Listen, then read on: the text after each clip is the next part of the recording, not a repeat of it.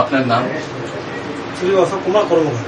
শ্রী অশোক কুমার কর্মকার এসেছেন তার স্ত্রী শ্রীমতী অর্চনা কর্মকারকে নিয়ে। অশোকবাবু, একটা প্রশ্ন, আপনারা দুজনে এরকম ভাবে একটা বৃষ্টির দিনে এখানে এসে উপস্থিত হলেন, টিভি চ্যানেলে মহারাজের অনুষ্ঠান দেখে কি মনে হয়েছিল? খুব ভালো লাগে, মানে একদম মুগ্ধ হয়ে গেছে দেখে। আচ্ছা, খুব ভালো জন্য টানে এসেছে। আর দিদি কি মনে হয়েছে? খুব ভালো। খুব ভালো। তো আপনি দাদাকে রাজি করালেন না দাদা আপনাকে রাজি করালো আসার জন্য?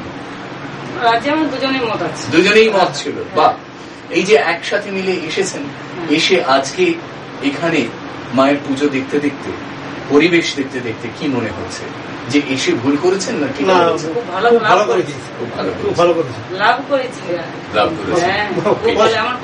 কপাল অত্যন্ত ভালো। আচ্ছা, আবার আসার ইচ্ছে রয়েছে? জীবনে নিশ্চয়ই অনেকের মতো আপনাদেরও কিছু সমস্যা আছে, তা আপনারা কি মনে করেন এই সমস্যার সমাধান হবে? আশা করে হবে।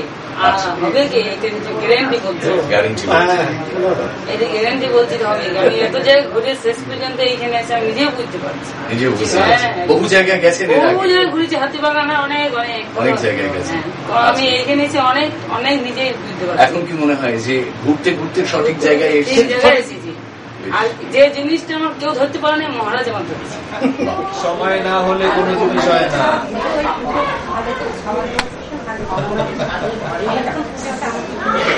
প্রত্যেক অমাবস্যা, প্রত্যেক অমাবস্যা আমাদের ভাগ্যে ছিল, নাহলে তো সেদিন কথাই হতো। সেদিন তো তাড়িয়ে দেওয়া আর আমরা ডিটারমাইন্ড ছিলাম, দেখা করে তারপরে যাবো, বসেই থাকতাম।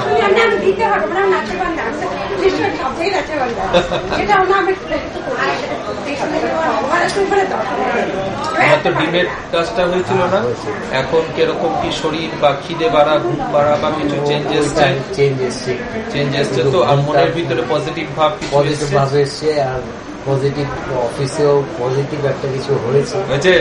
এই তো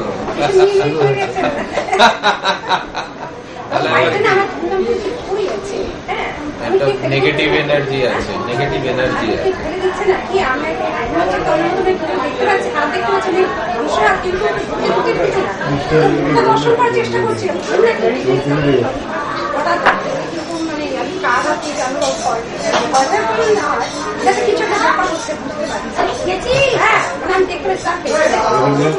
দরজাটা ভুলেই রেখে দিল। না বাবা, আপনার স্মরণে এসছি, আর চিন্তা নেই, চিন্তা করতে মা দুটো কাজই তো তোমাকে বের করে দিয়েছে। আবার কদিন লাগলো তোমার? মিরাকেল কর, মায়ের কাছে মিরাকেল কর। তোমার খুব বেশি কতদিন হলো? 5-6 দিন, 7 দিন হবে। শুক্রবার এসেছিলাম। হ্যাঁ, শুক্রবার এসছো। আজকে দেখো একদম বিশ্বাসই করতাম। তোমার প্রোগ্রামটা দেখে আমি মাকে বললাম যে অশোক মহারাজের কাছে যেতে হবে। গুরুজির কথাবার্তা অনেক শুনেছি, একটা বিশ্বাস মানে সত্যি কথা বলতে বিশ্বাসই মানে ছিল না আমার। লাস্ট তোমার কাছে এলাম, এই হোমযজ্ঞে প্রত্যেক অমাবস্যায় পূর্ণিমা আসি না তো, হ্যাঁ, পুরো গ্ল্যামার চেঞ্জ হয়ে গেছে, মনের যে শান্তি সেটা ফিরে এসছে। এখন অ্যাক্টিং করছি, 2টো শর্ট ফিল্ম হবে, 2টো টেলিফিল্ম করেছে, শর্ট ফিল্ম হবে, থিয়েটার করছি, সব দেখাবো। সিডি করে করা আছে, ম্যাগাজিনও বেরিয়েছে। হ্যাঁ, তুমি যখন ফোন নাম্বারটা দেবে আলাদাভাবে এসে তোমাকে দিয়ে দেবো। ঠিক আছে? ঠিক আছে। আরেকটা কাজ পেয়েছি।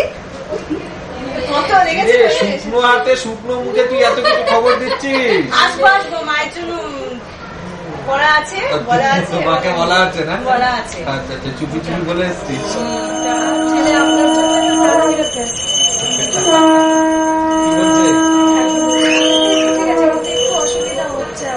দেখো, ভবিতব্য একটা জিনিস মাথায় রাখবে, ভবিতব্য সেটা ভোগ করতে হবে। তন্ত্র দিয়ে কাটিয়েছো মানে কাটিয়েছো, বাট ভোগ করতে হবে।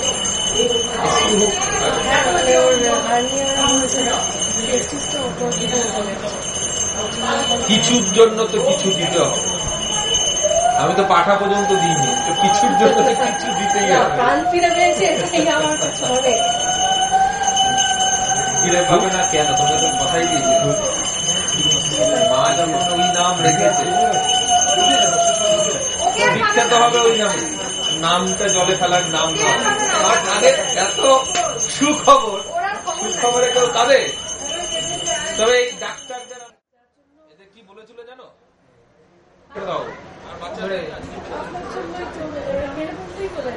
একদম সেদিনকেই তো আপনার জন্যই সত্যি এখন ভেন্টিলেশন থেকে মানে বাইরে আছে। 21 দিন ভেন্টিলেশনে ছিল, 3 দিনের মধ্যে আমি কাজ 3 দিন, শনিবার আসলাম, রোববার, সোমবার দিন, 3 দিন প্রাণ ফিরে পেয়েছে। ঠিক হয়ে যাবে একদম। কাজগুলো দেখেছো তো কিরকম বাধা তোমাকে ফেলেছিল। এ ভবিতব্যের জিনিস, লড়তে গেলে বাধা পড়বে, লড়তে হবে, কখনো আগে কখনো পরে। দেখো আমি জানি না কখন কি হবে, শুধু জানি হবে। ওরাও বলে যে হ্যাঁ তুমি করে নাও কাজটা, ওরাও কিছু বলে না। আমাকে একদিন জিজ্ঞাসা করছিল যে তুমি এটা কি করো, আমি বললাম যে দেখালাম, বললো যে এটা চিন্তা নেই, সব ঠিক হয়ে যাবে। ঠিক আছে, ঠিক আছে, আস্তে আস্তে ওয়েটও বাড়ছে।